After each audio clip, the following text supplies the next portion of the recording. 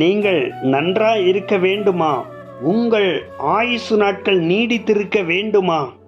செய்ய வேண்டியது என்ன தெரியுமா? உன் தாயையும் உன் தகப்பனையும் கணம் பண்ணு. உன் தாய் வயது சென்றவள் ஆகும் பொழுது அவளை அசட்டை பண்ணி விடாதே. முதிர் வயதாகும் பொழுது அநேக பிள்ளைகள், மகன்மார்கள், மகள்மார்கள் தாய் தகப்பனை ஒதுக்கி விடுகிறார்கள், அவர்களை அசட்டை பண்ணி விடுகிறார்கள். அப்படிப்பட்டவர்களுடைய ஆயுசு நாட்கள் குறுகி போய்விடும். நீங்கள் நன்றாய் இருக்க வேண்டுமானால் வயதான தாய் தகப்பனை நாம் கணம் பண்ண வேண்டும்.